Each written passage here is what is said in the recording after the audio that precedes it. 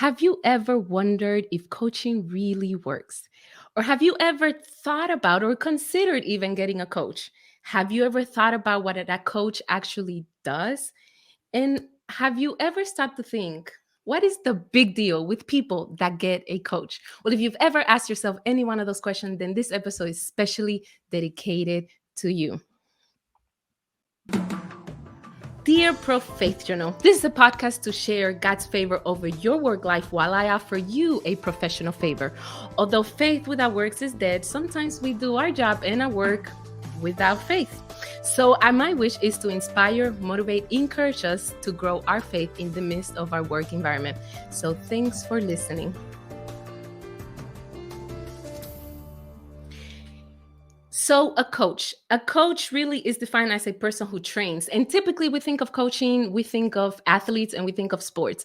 But like in the present, coaching is so much more popular than that. Right now, anything and anyone you can think pretty much has a coach. You can think about artists have coach, actors have coach, anything, literally. Pets have coach. If you've ever trained a pet, then really what you're acting is as a coach, you're coaching a pet to do. And so that's what a coach does. A coach is an instructor. And a lot of times people hire an instructor like this because they want to improve a skill of some sort or actually want to accomplish something.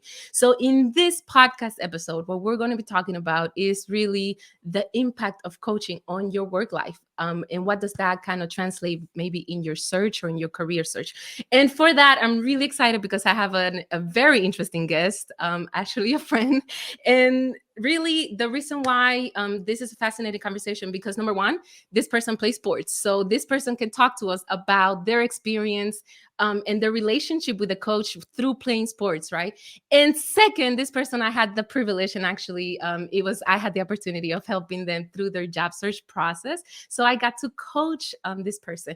And lastly, this person is a recruiter. So talk about going full circle from having a coaching relationship in sports, being coached in a job search process, but then also he is the person that is actively recruiting people to positions. So this is bound to be a really interesting conversation. And with that said, I am bringing in my good friend, Jabari Wright. Hey, Hello, Jabari. How are you? I'm doing well. How about yourself? I'm doing good. Thank you. First of all, thank you so much for sitting in the hot seat, so to speak. Oh no, it's no problem at all. So thank you. Thank you for agreeing to do this. So Mhm. so as I've kind of just said for our listeners, we're gonna have a threefold conversation. And really, first of all, I'll let you maybe introduce yourself, like for anybody listening right now. Who is Jabari Wright? Yes, so obviously I'm Jabari Wright, born and raised here in Cincinnati, Ohio.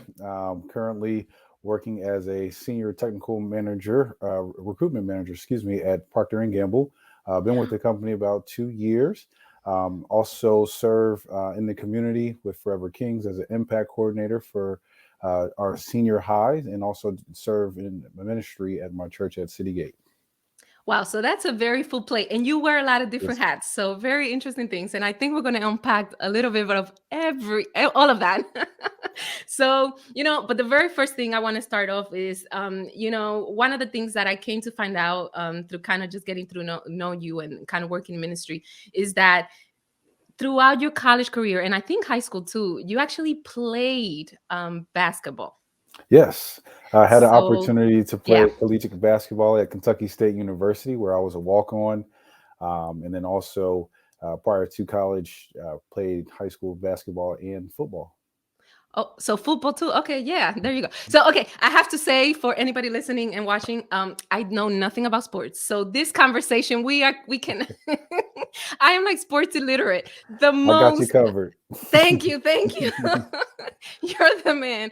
But the most that I really want to focus on is like this relationship, this idea of having a coach. Like, can you talk to me about kind of like the beginning of getting to know a coach? Like, where is the point where you're like, I don't know if I should trust this person, but then like that kind of switches over and you're like, oh, wait, this person knows what they're talking about.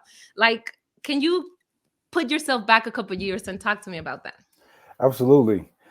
Just thinking back, and over all the different sports teams that I've played for, different coaches I've played for, different coaching styles. I think it's really the coaches that really stand out are the coaches that initially build relationship with you as a player.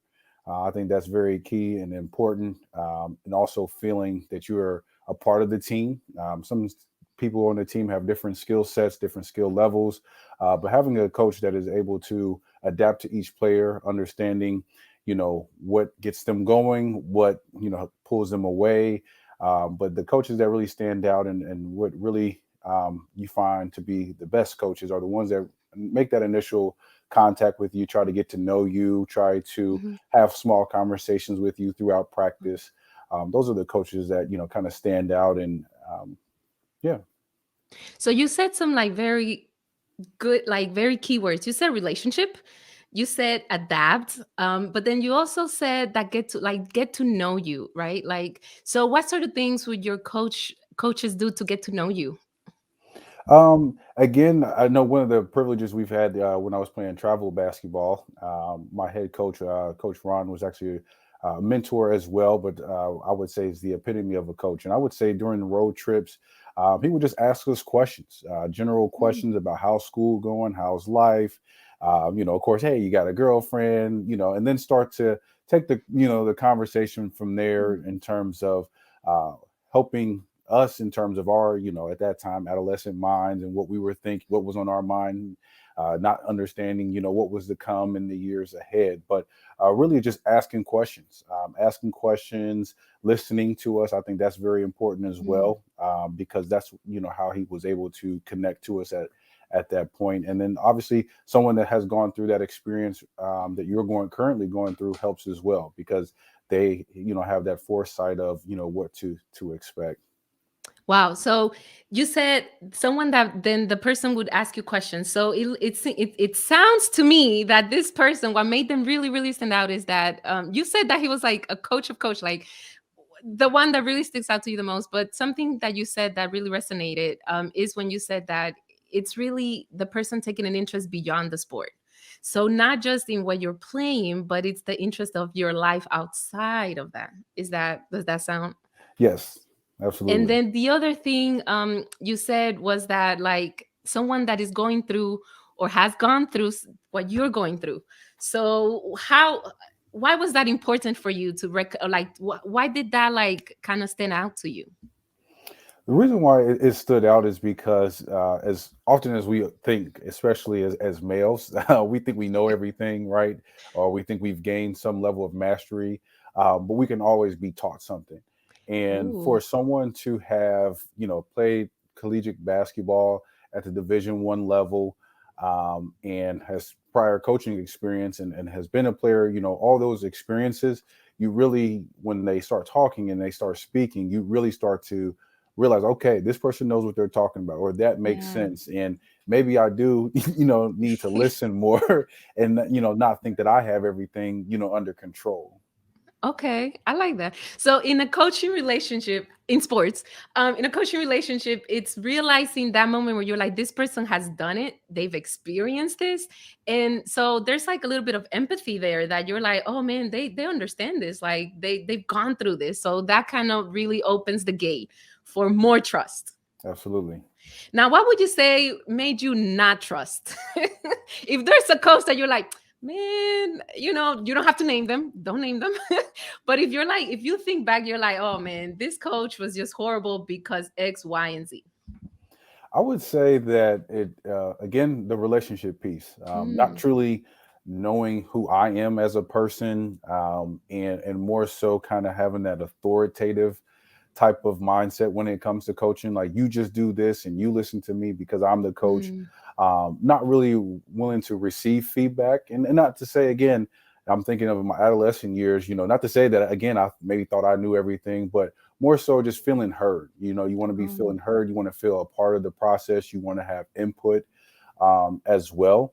And then it also doesn't help when you've had great coaches, and so you're like, well, this doesn't sound like how this person, you know, you're has like, given you're us kind of feedback. This comparing, is yeah. this isn't the same. So I would say just um, that collaborative effort. I think sometimes it's just that my way or the highway type of approach that Mm, makes it difficult if you're not someone that is, let's say, person that's just going to say yes sir and go, but you want to Hmm. challenge that. You want to be a little more inquisitive. You want to understand a little bit more of the philosophy. And some Yeah. coaches are willing to like, oh, this is why we're doing this, versus like, no, you just listen and go. Wow, that's interesting. So you said like, so then literally when you've known a good coach and you've known, maybe if you know a good coach first and then you experience the bad, that kind of like does not help.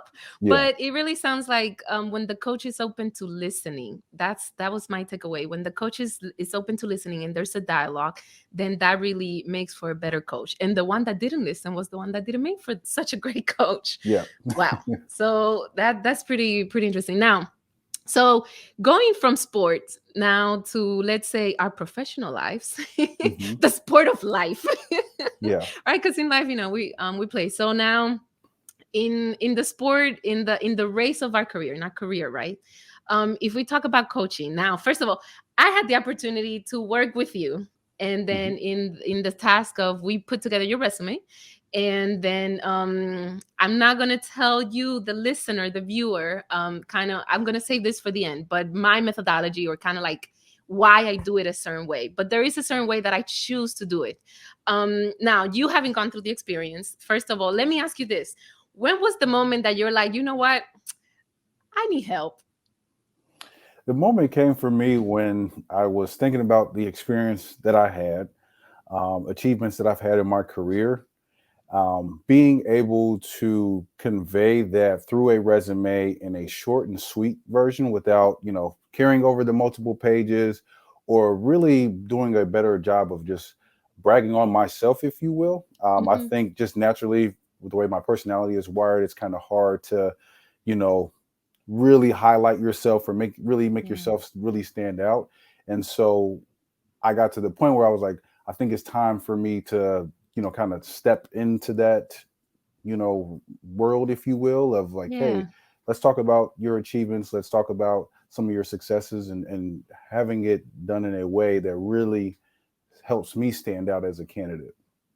Wow, that's powerful. You said that it was for you figuring out that you're like, I need to maybe do a little bit better about like expressing and then showing off some of the things that I've done in the past, which is really interesting because for the time that I've known you, you are a very accomplished individual and you stay very active and you do a lot of good things. I mean, you work in the community, you work in ministry, but then also, I mean, from going through your resume and like really hashing it out word for word, you had done a lot and then you had accomplished a lot. And then what was interesting to me, having gone through the experience with you, is that it's like it was the moments where you thought that, oh well, that's not that big of a deal, and then I'm like, wait, no, go back, go Yeah. back.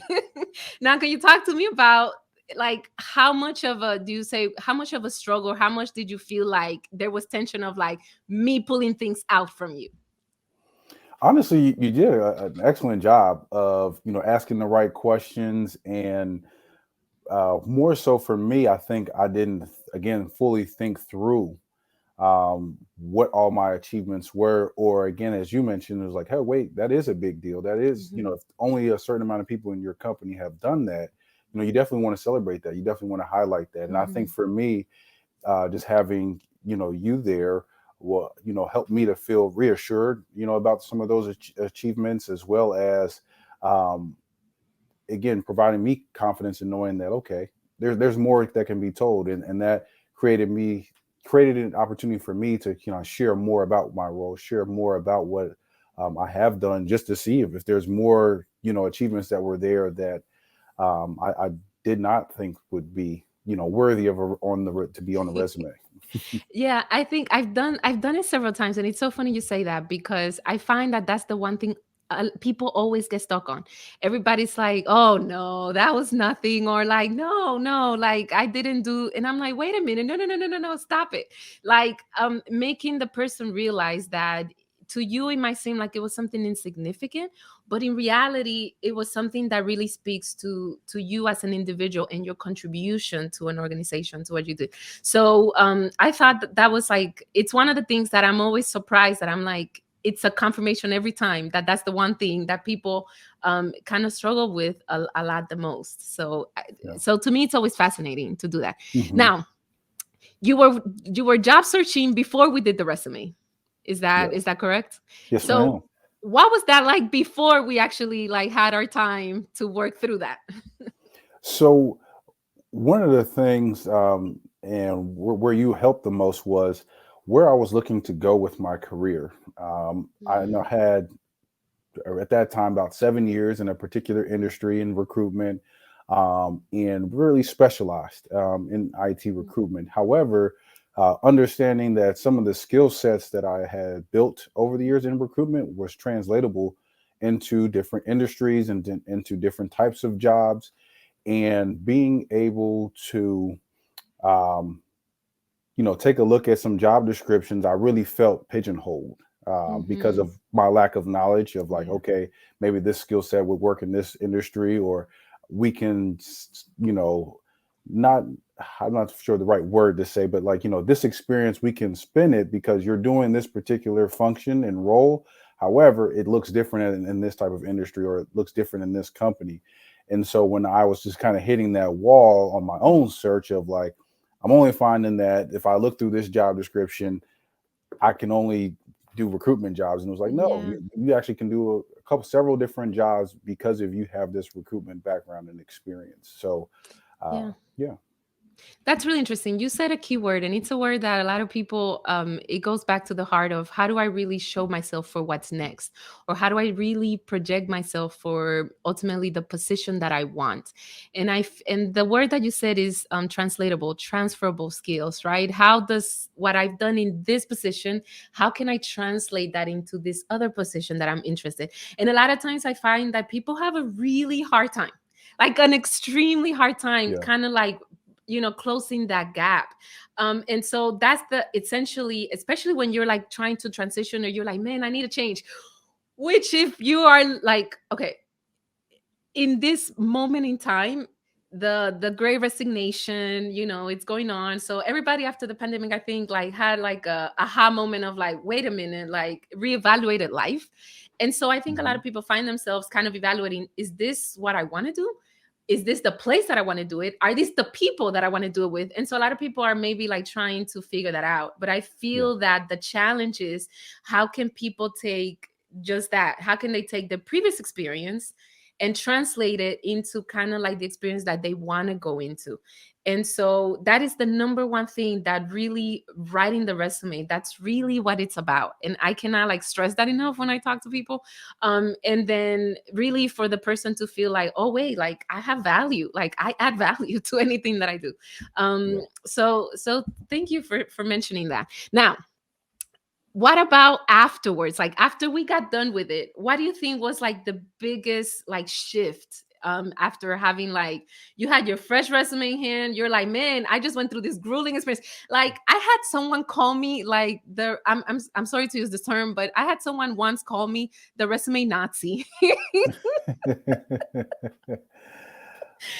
Because they're like, man, you don't mess around. Like I am like, hmm, no, and this and that. So like it's a very it's intense work, and I think, and I take it very serious. And so someone once actually did use those words.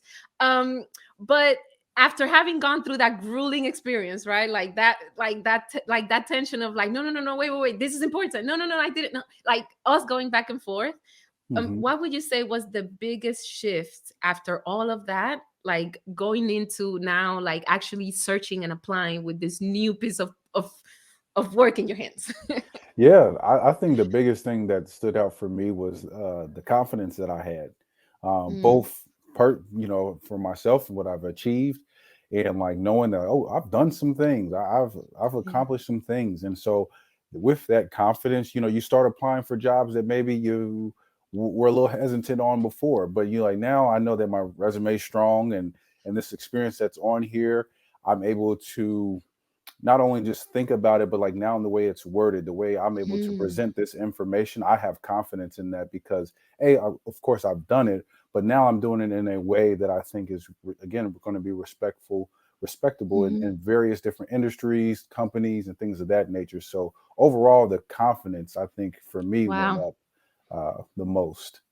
I have to say that, to hear you say that, it really confirms that my favorite part at the end of the process is when I really see the person that I just like finished working with, is to actually like to witness the confidence. That is Yeah. my favorite part, and the reason why I work it the way that I work it, and then kind of like we really do work through it. Hmm. To me, the important thing is to have you take that away. Like, the very first person I want, let me tell you the story. The very first person I helped with the resume, the person, if they felt like, they were like, man, no, but we're lying. And I'm like, why? Like, why do you feel that way? Like, I had to break down so many preconceived notions, that because the person was really struggling with seeing how much value they brought to the table. And by the end of it, I'm like, man, the person was like, man, I had no idea. Yeah. And so for me, that's always like my favorite part. It's like getting to that moment and to really firsthand witness that in a person. It's like the most beautiful thing, because what you need to know, and what everybody needs to know, is that the search is about confidence. How will someone hire you if they perceive that you don't really feel like you can even do it?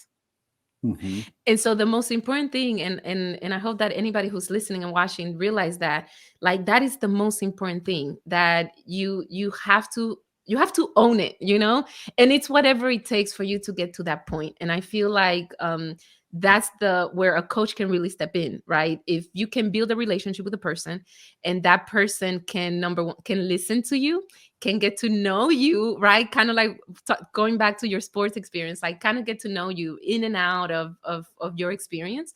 Hmm. But then also help you translate it, and like kind of like transfer the skills of what you've done to now what you want to do.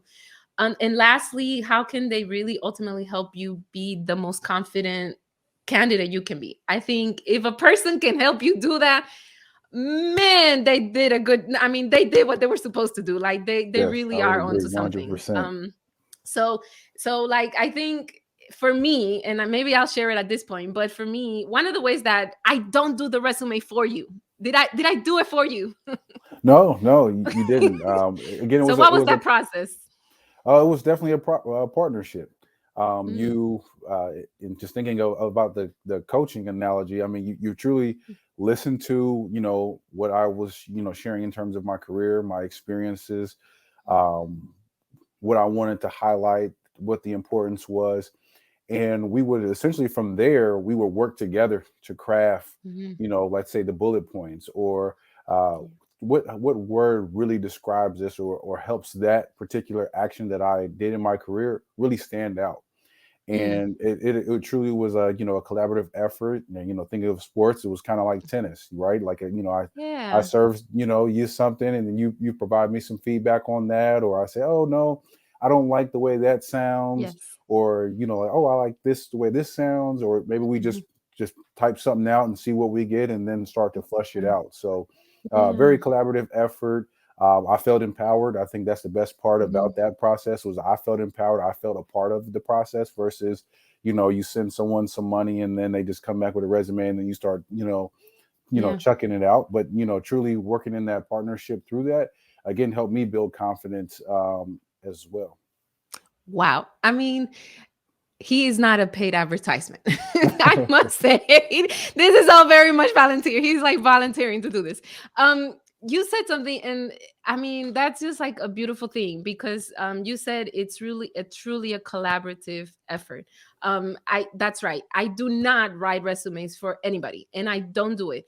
And I love the fact that you use the word empowered, because at the end, it's like whatever end result, whatever, that piece of paper, that file that you get, Yeah. I really truly do want the person to feel empowered, to be like, man, this is me, like I did this, like this is mine. And it Hmm. down to, like you mentioned, the words.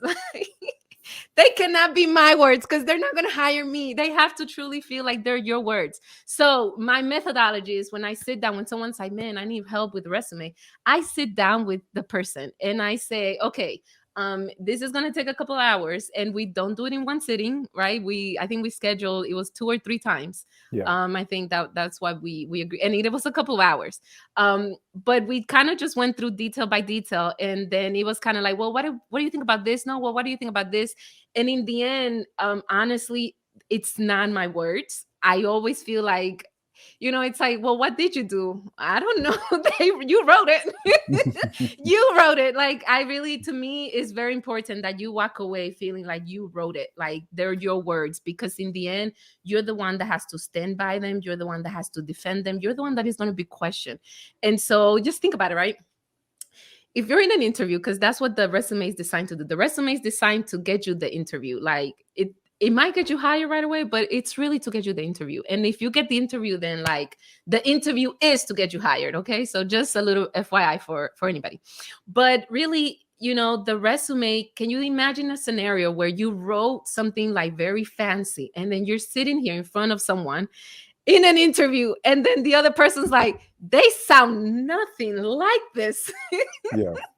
Like, at that person, at that point, you're like dissociated with like who you are on paper, who you are in real life, right? And so that's not the object. Like, that's not the point.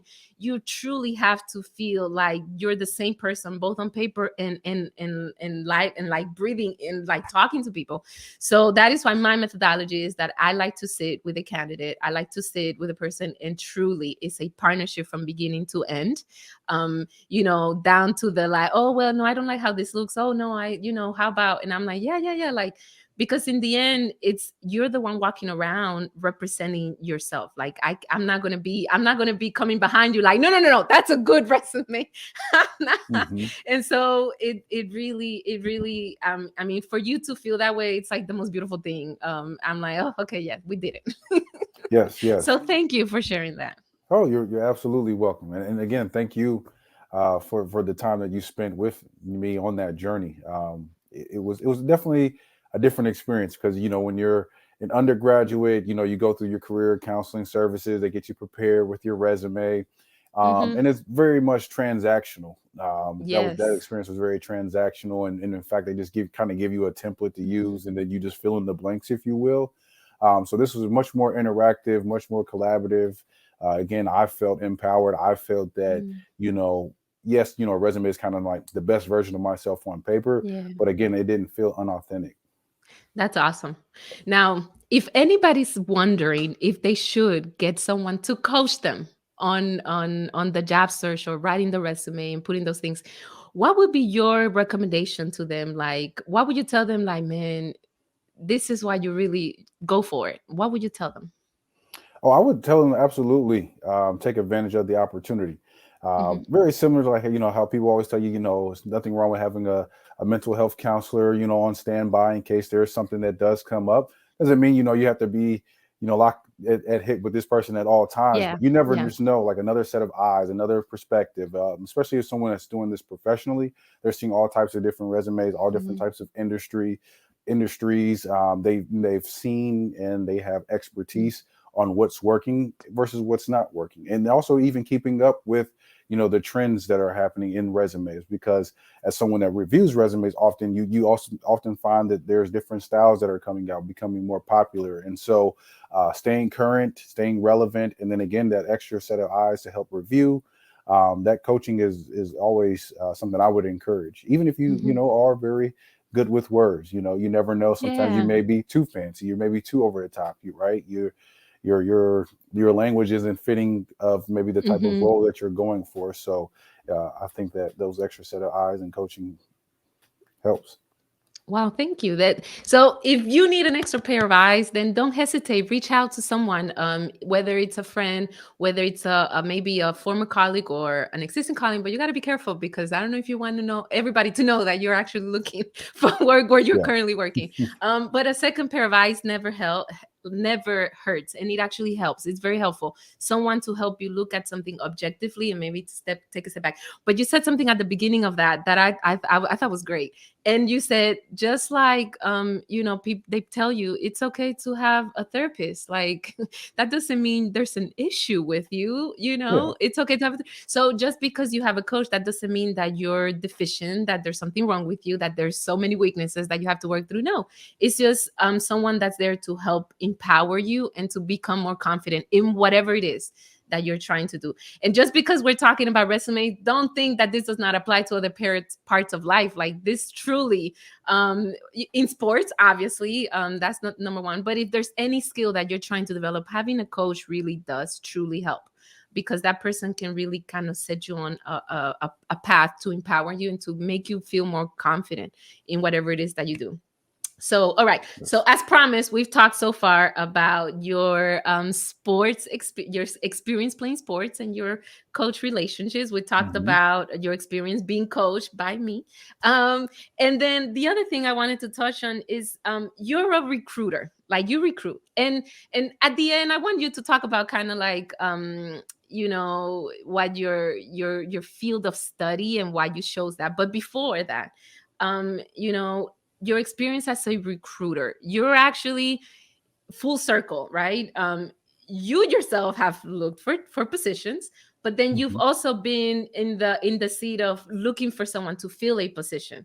So Yes. talk to me from the recruiter perspective. What are some of the things that you look at when you're considering a candidate? What are the things that stand out to you for this is a great candidate? Yes. So one of the first things that stands out to me, and transparently, when looking at resumes, um, and particularly, I source for IT professionals. So a lot of Mm-hmm. technical skills are involved. There's usually a skills page that's can be pretty lengthy. Mm-hmm. But I do first look at how many number of pages I'm getting ready to look at. In the IT industry, it's not foreign to see someone that has, 3, 4 plus pages. But Mm-hmm. sometimes when we get to like 8 pages, that's a bit much, right? And It's a so now book. we're It's a little bit of a book now. so now we're, again, we're like, okay, first red flag, this person doesn't know how to be concise. And Mm, then when I'm looking at experience, is the first part. So depending on, because the first step for me before even reviewing the resumes, I have to get my head in as much as sync with the hiring manager's head as possible. So I want to be in the same yeah. page as them. I want to do for me to be my best. I have to feel like I'm the hiring manager. I'm that person, and how would they, Mm, you know, want to see a person's resume come through? And so I'm looking at years of experience. I'm looking for any employment gaps.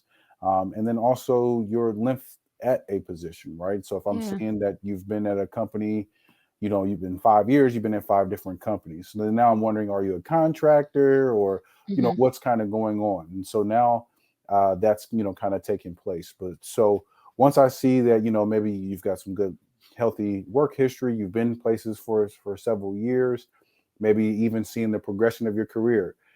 So I start to look back on your last page and see how your career progressed.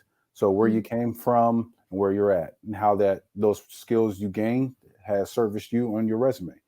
And then also with the skills page, I'll be honest, sometimes I just get rid of that first page if it's on the first page, because if I don't see it in your actual mm. position, then I know that that's, did you really use that skill, Did or you? where did you Yeah. use it, or did you use that particular skill? Yes, you have it, but you did it, 15 years ago, and that technology has transformed so many times in that time frame. So that skills page, I kind of, put to the side, and then I go through and say, okay, you've been at X company for the last 5 years. What have you been doing? Has there been a promotion there? What technologies we're using? What skills? What does your day to day look like?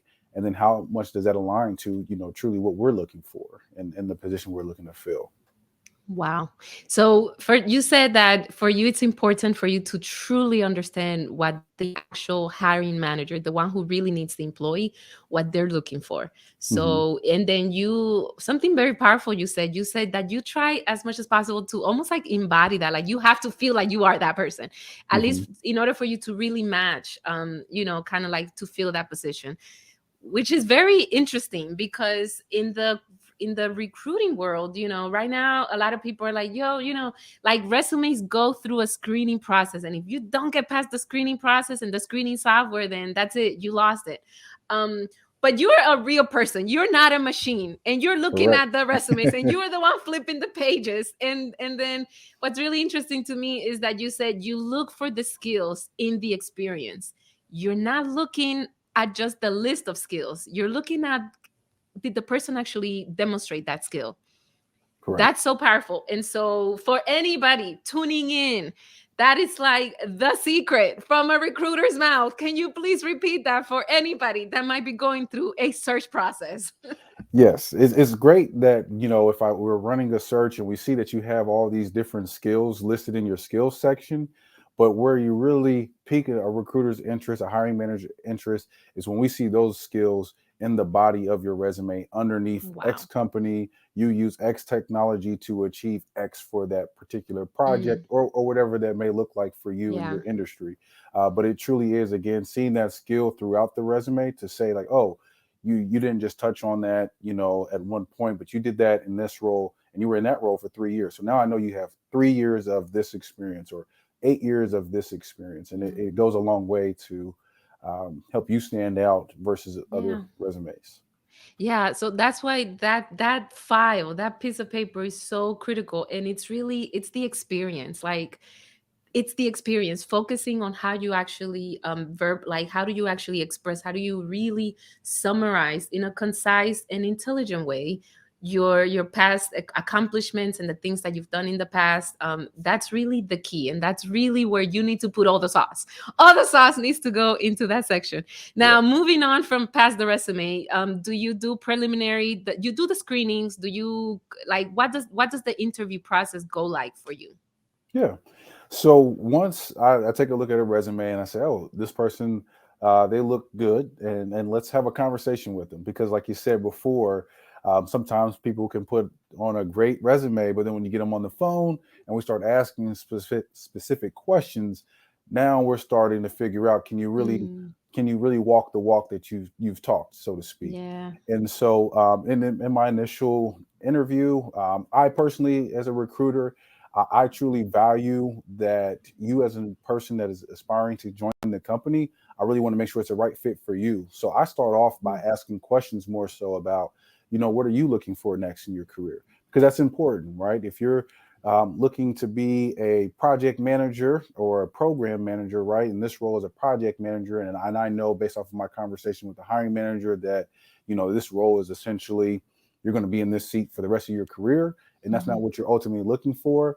I want to let you know up front so that way, again, mhm. I'm not wasting your time, and this ultimately, makes the most sense for you. So I'm going to more so understand what you're looking for. I'm going to understand, your skills and experience that you want to learn as Mhm. well, because we're all in a growth mindset, right? We're always Yeah. looking to expand, and so to know what you're looking for next, what the ideal role for you, what's important for your career, so that way you feel that you're going to be heard during this call, and Wow. ultimately that I'm going to talk to you about something that's going to be relevant and worth your time. Um, Wow. but flipping it back on me, and what I'm trying to understand is, again, I'm going to ask you high level, tell me about your experience. One of the Mhm. things that I find sometimes funny is someone kind of goes through their resume step by step. I would advise not to do that, because, again, any good recruiter has already looked at your resume, and that's the Yes. reason why we're on the call. But it's more Yeah. so to say, hey, this is who I am. This is what is my interest. I have a passion in developing software. Mm. I have a passion in this. I've been doing it for X amount of years. I've grown from network engineering into this role, and this is where I see myself going.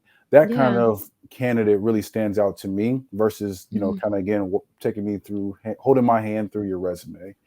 Um, Yeah. yeah, That's so interesting. So do not be so rehearsed in going through the resume because they've already seen it. All right. The person that is talking to has seen it. And the other thing that I love that you touched on is that you really are there to try and listen to what the person, the candidate, wants to do or accomplish. And so I think there's a temptation for people when you're looking for a job, and then you're like, some people will say, I'll take anything. That's the mistake. That's not even like job search 101. That's like level zero. If you are in that mindset, you just set yourself up for failure. I cannot stress that enough. But yeah, then the other thing is, in doing that, you really want to position yourself for, it's ultimately you're going to be doing the job, so you want to think of how you want to grow, which is what you said, and then also what it is that you might want to like accomplish and do. So don't feel like when you're in a job search that you have to conform to everything that the employer wants. Like, you're a person and you have wants, you have needs, and you also have desires and goals and objectives that you want to do. So to bring that, I think it's like so important, because I feel like a lot of times people just want to be like, oh, just hire me, like just Yeah. because I'm gonna fulfill your need, like, or I'm just gonna fill the position and do whatever you need. It's like, hold up, this is like it's a two-way street, right? Like Yeah. you and I, it's a give and take. So thank Yeah. you for highlighting that. And if I don't, and just to add to that as Yeah. well, as a recruiter, and most recruiters probably can attest to it, that you truly can tell when certain candidates are, let's say, desperate, if you will. Mm. You're a little too Mm. overzealous, or you're a little too, willing to get everything to me so quickly. And not to say that's anything wrong with that. There's nothing wrong with being punctual and providing that information, Yeah. because it helps us. But ultimately, once I start to sense maybe you're a little desperate, now I'm concerned Mm. about what's causing this desperation. Are you desperate because you're getting ready to get canned from your current job? Or looking at your resume, and I see maybe you do have some short stints in there, like Mm. now I'm starting to create red flags. And then as a good recruiter, Mm. again, I have to report these red flags to the person that's Mm. going to review your resume and consider you for the role, because as a recruiter, I have a reputation to maintain as well, right? A Yes. hiring manager doesn't want to know that, oh, Jabari is going to be aligned to their requisition to fill, Yeah. and my reputation is he's just going to give you a bunch of bad resumes and a bunch of bad candidates that are going to ultimately not make it Yes. through. So I have to make sure that I'm equipping my hiring managers with, hey, these are the reasons why I'm showing you the candidates. Here's where maybe you would want to Mm. dive into a little bit more in their experience, and here are maybe my hesitations, or maybe why I kind of feel that they're not 100% knocking it out of the park. So sometimes that desperation, sometimes coming off, like you're a little too eager. That makes me wonder why. Why are you too eager? Are you really trying to get the heck out of the current company? Is it because they're getting ready to get rid of you? Those are, Hmm. again, just those the thoughts that come to mind.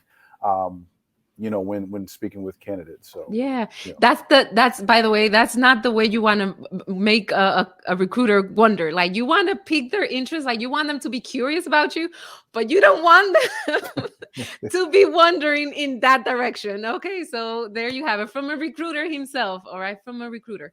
Now, I think I find that in just knowing you, and kind of having worked with you, kind of like doing some ministry work, and then also just getting to know you through the process of working through your resume, Right.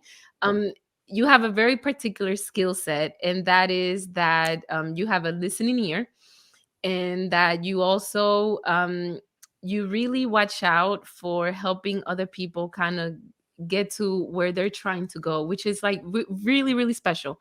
And so I just wanted to mention that and commend you on Oh, that. thank you. I appreciate it. um and then I know just because of kind of knowing your experience, that one of the things that you're pursuing is a therapist, a type kind of career path. Hmm. And so now, if I may ask, what about that career path in your current role? How do you mesh the two? Because you're talking to people all the time, and I know that we've had a little bit of this conversation, FYI. So to me, it's Hmm. always fascinating because you really do bring it together. Yes, I think again, like as you said, the listening ear, Hmm. as is again my approach when engaging with candidates, is truly understanding, what their skills are, what they're looking for next in their career, and truly making sure that as the person representing the company, that I can do a good job of selling our company to you and why you want to work for us. I think that's Mm, an important part of it too, is because we are hiring. We do need you yeah. ultimately, but I want to make sure that when we hire you, you don't walk in and it's not at all what I discussed with you. Um, the benefits that we kind of talk about that high level as a recruiter.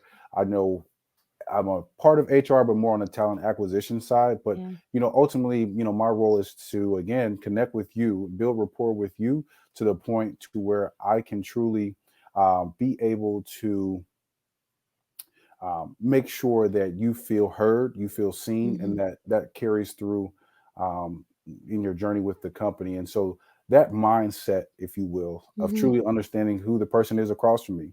Why are you, in front of me today? What's kind of troubling you? Listening for those things and finding areas to where we can solve that problem. Yeah. So again, whether that's, oh, this particular benefit's going to make sense for you. You're looking to start a family. This is why this benefit is helpful. This is how Hmm. we stand out as a company.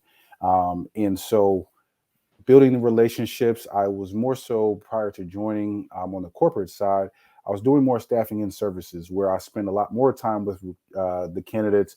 We would go out to lunch, have different touch points, meeting them face to face, and really just hearing about their families, hearing about Mm. their work history again, just learning more about them. That really started to be something that interests me. It's like, oh, well, hearing that and kind of some of the experiences that I've had, Yeah. and offering some, a little advice here and there. And ultimately, it just kind of came natural that people would provide certain feedback to me. It was like, oh, wow, like, you should be a therapist, or, you'd Yeah. be a really good counselor. Like, you really do a good job of listening. And I just see that, again, that relationship building, understanding a person that's across from you or on the phone is important skill set and Wow. will transfer easily. Well, thank you for sharing that. So, as you can see, we've truly gone like full circle because we Mhm. started off saying that what makes a good coach is the relationship aspect. It's getting to know the person that you're working with, both from the coaching side, but then also the person that's being coached, and really figuring out how you can kind of listen to each other. Because if you're the one being coached, you need to listen to the coach. But if you're the one the coaching, you have to listen to your person. So that's so important.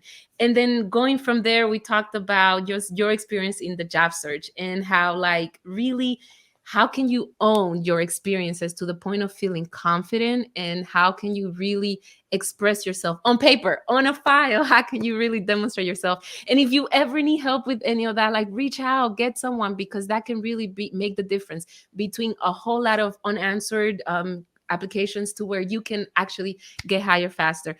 But then finally, just hearing you talk from a recruiter's perspective, I cannot really sell how important it is to know how a recruiter thinks. So thank you so much, Jabari, for Oh, you're spending this absolutely time and welcome. for sharing. Any last tip, any word of encouragement for anybody out there that is looking to make a change, a shift, or start off in a search? I would definitely again encourage you to have a coach. In particular, Jerisa, she's great. I personally again felt empowered. I felt encouraged. I felt that I truly had someone that again had a different perspective, Mm. using my experience and really turning it into something that's more of a masterpiece. That's what it really felt like. So Wow. I would encourage you to definitely grab some coaching. I would also say that, when submitting resumes, the confidence that you feel that you never know Mm. who will take a look at that new revised resume and really hitting the points. And even to one of the points that you mentioned as well is understanding the job that you're applying for, Yeah. and how you can marry the two through that coaching process. So Wow. certainly give my two thumbs up for that experience. Thank you. I appreciate that. And no, this is not a sponsored this is not sponsored at all It's from either side. 100% not. 100% It's not. 100% not. All right, this has been professional favor. And it has truly been our pleasure to offer you a favor, and hopefully throughout this conversation with my friend Jabari, you have both been encouraged, you have been motivated, but most of all, you have been inspired. And if you are searching, you are in the midst of a job search, then reach out. We would love to walk this thing out with you. So until next time, bye bye.